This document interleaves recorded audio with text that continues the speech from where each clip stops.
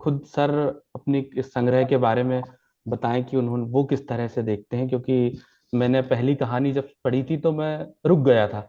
मैंने दो दिन तक फिर किताब को हाथ नहीं लगाया, क्योंकि वही जो मैंने कहा कि कहानी में नजरिया बहुत मायने रखता है, कि दूर होने के, पति पत्नी के दूर होने के बहुत सारे किस्से हैं, आम किस्से हैं, लेकिन इस नजरिए से भी सोचते हैं, इस नजरिए से भी लिखते हैं और ऐसी भी घटनाएं होती हैं। ये बहुत अलग तरह की सोच है। तो मैं खुद उनसे जानना चाहता हूँ कि एक अब किताब के रूप में जब आई कहानियां, एक एक कहानी गढ़ी, तो उनकी क्या प्रोसेस थी और इस तरह का कैसे लिख पाते हैं। स्वागत है आपका। धन्यवाद आकाश। अब मैं ये भी बड़ा खुश हूं कि आर्या को अब आवाज आ रही है, बिकॉज उसके चेहरे के एक्सप्रेशन चेंज होते हैं। तो इसका मतलब है वो सुन पा रही है और बोल भी पाएगी। तो अब जहां तक इस कहानी संग्रह का सवाल है, ये मेरे पिछले जन्मदिन पे आना था, मगर कुछ ऐसे हालात बनते चले गए कि शायद मुझे इस कहानी संग्रह के प्रकाशित होने पर भी एक कहानी लिखनी पड़े कि क्यों इतना देर हुई, क्या हालात हुए। दरअसल जकिया जी को ये बताना चाहूंगा कि आज मैं जब कहानी लिखता हूं, तो जब तक मेरे पास कुछ नया ना हो कहने को, मैं नहीं लिखता। मुझे इस बात से डर रहता है कि लोग कहेंगे अपने आप को रिपीट कर रहा है। अब हालांकि मनोज भाई ने कहा कि मृत्यु मेरी कहानियों का एक इम्पोर्टेंट हिस्सा है। जब पहली बार इन्होंने बताया था, तो फिर कमलेश कुमारी, जो भगत सिंह कॉलेज में पढ़ती हैं, उन्होंने मुझे बताया कि आपने करीब 28-30 कहानियां मृत्यु पे लिखती हैं। तो तब तक कभी सोचा नहीं था। तो फिर एक नया कहानी संग्रह आया, मृत्यु के इंद्रधनुष। तो हमने मृत्यु में भी इंद्रधनुष ढूंढा और उसमें 24-25 कहानियां उस संपादक ने ली।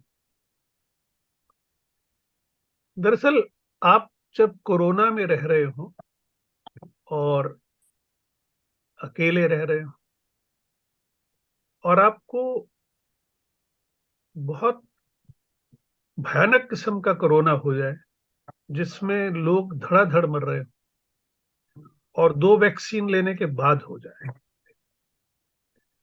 और जो व्यक्ति आपके सबसे निकट है शहर में, वो भी घर के अंदर ना आके खाना बना के बाहर दरवाजे पे छोड़ जाए, और उनके जाने के बाद खाना वहां से उठा के खा लिया जाए, और खाना खाया ही नहीं जा रहा क्योंकि हालात ऐसे थे। उन दिनों का फोटो देखता हूं तो लगता है कि मैं शायद अपने से आधे वजन का रह गया हूँ। बच गया, ये एक अलग बात थी, लेकिन उन दिनों के अनुभव अलग थे। बहुत कुछ देखा। हमारे यहाँ एक समस्या है हिंदी साहित्य में कि जब कोई बड़ी घटना होती है, तो उस पे कविताओं की, कहानियों की एक बाढ़ सी आ जाती है। जैसे जब सुनामी आई थी, तो फेसबुक पे कविताओं की सुनामी आ गई थी। तो होता क्या है कि लोग जो सतह पे है उसे लिख देते हैं। मैंने हमेशा कहा है कि घटना कहानी नहीं होती। अगर घटना कहानी हो, तो पुलिस का एफआईआर रजिस्टर सबसे अच्छा कहानी संग्रह है, क्योंकि सारी घटनाएं लिखी हुई हैं उसके अंदर, एक से एक बढ़ के घटना है। कहानी होती है घटना के पीछे की मारक स्थितियां। जो लेखक उनको पकड़ लेता है, वो कहानी लिखता है। तो वो, मैं उन मारक स्थितियों को पकड़ रहा था, बिस्तर पे लेटा हुआ। जो कहानी है, मैं भी तो वैसा ही हूं। अब उसमें कोई घटना ऐसा सच है नहीं, सिर्फ मेरा एक नाई है जिससे मेरा कुछ रिश्ता है, वो पाकिस्तान से है। तो कोरोना काल ने मुझे रिश्तों को समझने की एक नई दृष्टि दी कि वो व्यक्ति जो कोरोना काल में मेरे घर आके मेरी कटिंग करता है, जब वो दूसरे फेज में नहीं आ पाता है तो मेरा क्या रिएक्शन है। तो मूलतः रिश्तों की एक छोटी सी समझ है। कहानियां मैं जल्दबाजी में कभी नहीं लिखता। मैं मेरा कहना यह है कि जब तक जो थॉट प्रोसेस है वो वाइन की तरह मैच्योर ना हो जाए आपके भीतर, तब तक शब्दों को कागज पे नहीं आना चाहिए।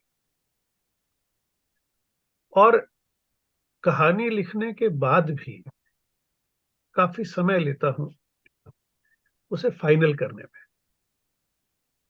इसलिए साल में चाहे मेरी 4-5 कहानियां या 3-4 कहानियां ही छपे, मैं रिसर्च पूरी करता हूं। मुझे याद है, मुझे एक कहानी लिखनी थी जिसमें ब्रिटेन की बी क्लास ओपन जेल के बारे में कुछ लिखना था। तो मैं बाकायदा जेल में गया। मैंने उस जेल को समझने की कोशिश की कि बी क्लास ओपन जेल में किस तरह के लोगों को रखा जाता है, और जब संडे को रिश्तेदार मिलने आते हैं, परिवार वाले मिलने आते हैं, तो वो मिलना कैसा होता है, और वहां के रहने वाले कैदी से बातचीत की कि वो कैसा महसूस करता है। तो जब वो कहानी लिखी तो उसमें ऑथेंटिसिटी थी, क्योंकि मैं वो सब करके आया। तो रिसर्च को मैं साहित्य का अनिवार्य अंग मानता हूं। जो अच्छे नाम मनोज जी ने लिए थे, एलेक्स हेली और लोग जो थे, इनके अलावा मुझे अंग्रेजी का एक राइटर है, आर्थर हेली। आर्थर हेली मुझे एक ऐसा लेखक लगा कि जब वो एयरपोर्ट लिखता है तो मुझे लगता है कि उससे ज्यादा एयरपोर्ट के बारे में कोई नहीं जानता। जब वो फाइनल डायग्नोसिस लिखता है तो उसकी किताब के पन्नों में से दवाइयों की महक आती है।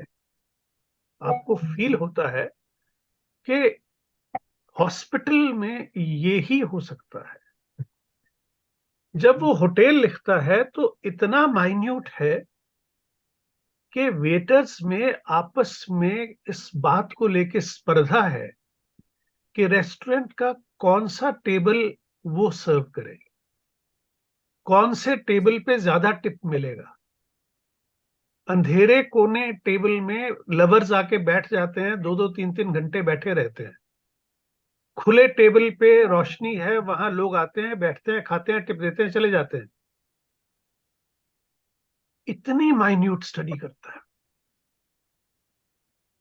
तो मैंने ये जो डिटेल्स लेना है, रिसर्च करना है, ये आर्थर हेली से सीखा। और मैं चाहूंगा कि हमारे हिंदी के लेखक आर्थर हेली को जरूर पढ़ें, क्योंकि जब वो इन हाई प्लेसेस के बारे में नॉवल लिखता है तो पूरी राजनीति को नंगा करके सामने रख देता है, और कहीं अतिशयोक्ति नहीं है। कहीं आपको ये नहीं लगता कि वो बढ़ा चढ़ा के बता रहा है। वो केवल और केवल सच्चाई बताता है। लेकिन सच्चाई में भी फर्क है। मैंने हमेशा कहा है कि प्रवासी लेखन 3 स्थितियों में होता है। पहली स्थिति में जो लेखक विदेश जाके सेटल हुआ है, वो नॉस्टैल्जिक होके अपने इमीडिएट जीवन के बारे में बातें करता है, अपने शहर के बारे में, गांव के बारे में, गली के बारे में, जो कुछ भी वहां होता है। फिर दूसरी स्थिति आती है जिसमें वो सूचनात्मक साहित्य लिखता है कि लंदन में तो ये होता है, अमेरिका में तो ये होता है। अब ये लिखने की जरूरत पड़ने का मतलब है कि वो अभी भी दोनों चीजों को कंपेयर कर रहा है कि भारत में ये हो रहा है और इंग्लैंड में ये हो रहा है, भारत में ये हो रहा है, अमेरिका में ये हो रहा है। सुषमा बेदी तो आखिर तक इस चीज से पार नहीं पा सकी। उन्होंने अपनी जो अंतिम कहानी लंदन में सुनाई थी, उसमें भी ये लिखा था कि भारत में तो काम करने वालियां आसानी से मिल जाती हैं, अमेरिका में नहीं मिलती हैं। मेरा मानना यह है कि ये लिखना ना पड़े, आपके लेखन से उभर कर आए, ताकि आपको पता हो कि आप क्या लिख रहे हैं। तीसरी स्थिति ये होती है कि हम अपने अपनाए हुए देश के बन जाते हैं, फिर हम वहां के मुद्दों को ठीक वैसे ही उठाते हैं जैसे कोई अंग्रेज उठाएगा। और अंग्रेज जब उस मुद्दे को उठाता है तो हमारा साहित्य भारत का प्रवासी साहित्य न रह के ब्रिटेन का हिंदी साहित्य बन जाता है। जैसे भारत में तमिल, मलयालम, बंगाली, हिंदी, उर्दू सब भारत का साहित्य है, ऐसे ही मेरा जो साहित्य है वो आपको ब्रिटेन के बारे में ठीक वैसे ही बताए जैसे कि अंग्रेज बताता है, सिर्फ भाषा हिंदी। इस स्थिति तक आते आते ज्यादातर लेखक चुक जाते हैं, वो इससे पहले लिखना बंद कर चुके होते हैं या उम्र बड़ी हो जाती है। क्योंकि आमतौर पे हिंदी का जो प्रवासी साहित्य है वो फर्स्ट जनरेशन के इमिग्रेंट है, वही लिखते हैं। तो यहाँ जो मेरे अनुभव हैं इस कहानी संग्रह में, मुझे याद है कि वंस ए सोल्जर, मुझे वंदना यादव ने कहा कि एक फौजी पे कहानी लिखी।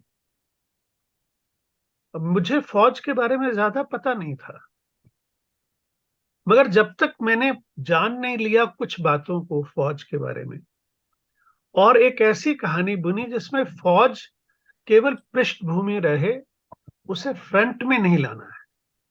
क्योंकि आमतौर पे क्या होता है, सीधे फौजी के फ्रंट में जो लड़ाई हो रही है, गोली चला रहा है, बस उसी की बात करके हम कहानी लिख देते हैं। मुझे उससे अलग कहानी लिखनी थी।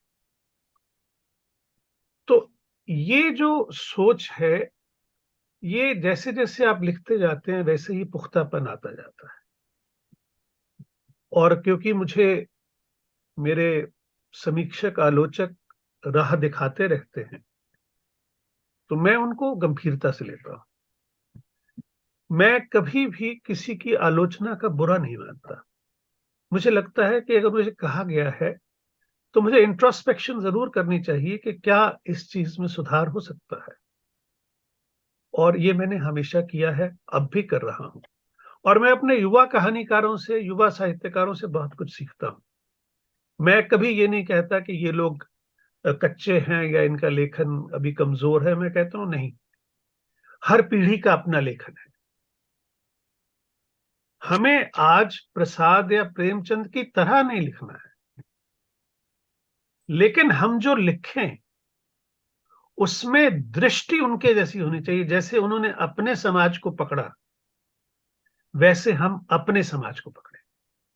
लिखना हमें अपने समाज के बारे में, लिखना हमें आज के बारे में। और जितना हम आज के बारे में लिखेंगे तो आज की युवा पीढ़ी आपसे उसी तरह जुड़ेगी। और जब मेरी युवा पीढ़ी मुझसे लड़ाई भी करती है कई बार कि आपने इस कहानी में इस चरित्र को ऐसा कैसे बना दिया, तो मुझे बहुत अच्छा लगता है कि कम से कम युवा लोग हिंदी पढ़ रहे हैं और मेरी कहानियां पढ़ रहे हैं।